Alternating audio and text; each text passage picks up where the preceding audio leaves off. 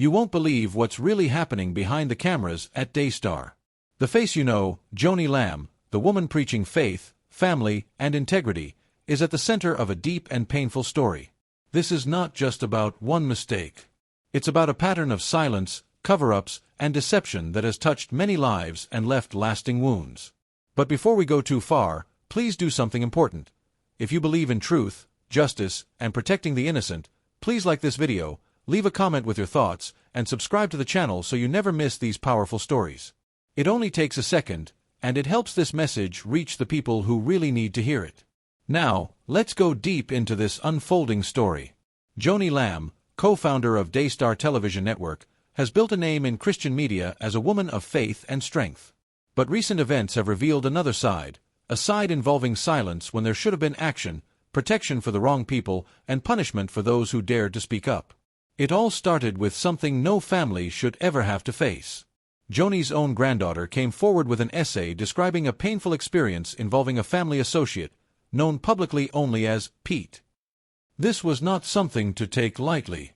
It was serious, and it should have led to an immediate report to law enforcement and child protection services. But it didn't.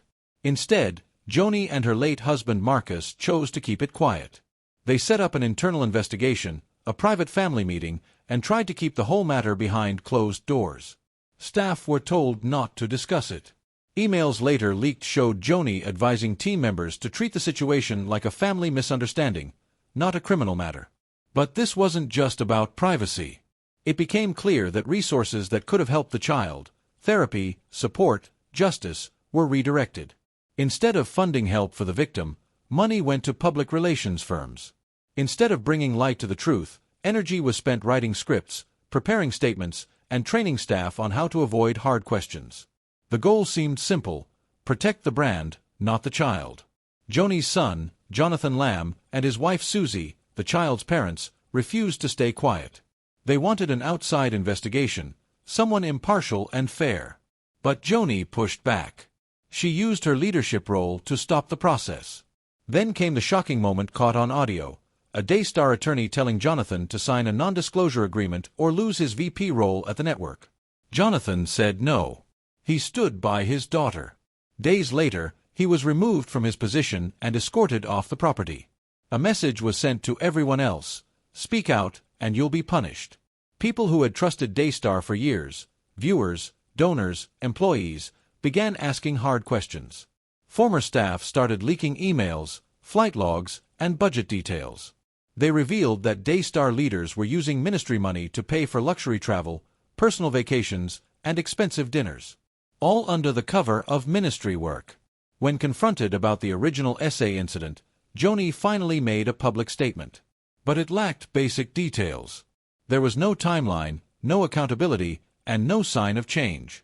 She blamed low-level bloggers and insisted the network would handle everything privately. But handling things privately meant one thing: silence. And silence, in this case, wasn't peaceful. It was painful. It silenced the child. It silenced the parents. It silenced the staff.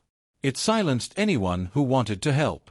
Emails revealed that Joanie held private meetings where staff were told not to take notes. They were warned not to bring up the topic again. Even Susie, the child's mother, said that after Joanie met one-on-one with her daughter, the little girl stopped talking about what happened. Her voice, her truth, was pushed down. Jonathan kept trying to ask questions about getting the child professional care. But the reply he got was clear: we need to control the story. Control, not healing. Protection of image, not protection of people. Staff were told, don't speak about this outside the office. Those who asked questions were quietly moved to different departments. One longtime producer told how Joanie looked around a meeting room and said, if you want to keep your job, keep internal matters internal. This wasn't just about one child. It became a culture of silence. Daystar kept broadcasting messages of hope while hiding real pain behind the scenes. Many survivors, those hurt by Pete and others within Daystar, felt trapped. They had no safe place to go. Volunteers and even staff began to feel guilty for questioning leadership. Donors, hearing whispers of what was going on, wondered if their money was truly being used for good. Joanie had become the face of a network that now seemed more concerned with image than integrity. Then came a turning point. Jonathan and Susie decided to tell their story. They recorded it. They shared it. And in doing so, they broke the silence. They stood up, not just for their daughter, but for every voice that had been ignored. This took incredible courage. It meant standing against family, losing a career, facing public judgment. But they believed the truth was more important than comfort. Others followed. Staff members who had been silent spoke up. Whistleblowers began releasing documents and recordings. Slowly, the story began to shift from secrecy to exposure. But the deception didn't stop at the essay scandal. It reached into every part of Daystar's operations. Financial documents showed that Joanie had approved luxury spending under vague categories like executive hospitality. Budgets rose year after year for private jets, high-end hotels, and fine dining. It all happened under a veil of confidentiality. Theologically, there were contradictions too.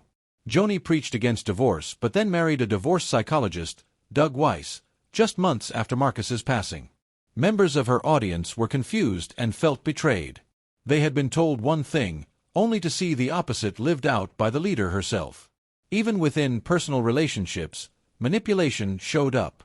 That NDA Jonathan refused to sign wasn't just a contract. It was a tool for control. Emails show phrases like, "We'll pray for you if you stay silent." Ministers who spoke up or supported Jonathan and Susie were quietly removed from Daystar events and broadcasts. Donors gave money believing they were supporting global missions and humanitarian aid. But part of that money, it turned out, was being used to manage public image. PR firms, media control, spin, things that had nothing to do with ministry. The cover-up, the silence, the spending, the double standards, it all painted a picture of a ministry that had lost its way. And yet, even in the middle of all this, the core message of faith, the true gospel, remains powerful.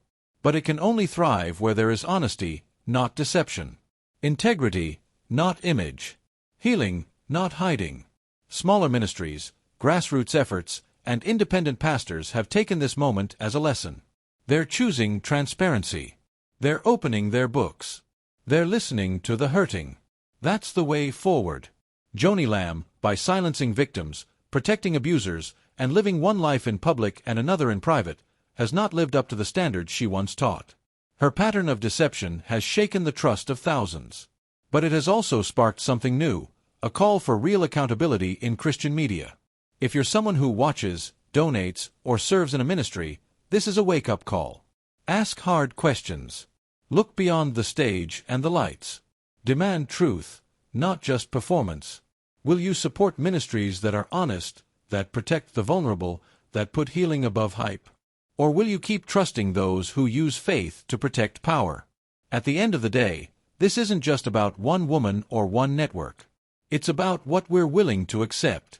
Silence can feel peaceful, but when it hides pain, it becomes a lie. And lies, no matter how well dressed, will always fall apart. So let's choose truth. Let's protect those who cannot protect themselves. Let's build a culture of accountability in every part of faith-based media. Thank you for staying with us through this difficult but necessary story. If you believe that truth and justice must come first, don't forget, please like this video, leave your comment below, and subscribe to the channel. Your voice, your support, and your presence here make a difference. Together, let's shine a light that no deception can ever hide.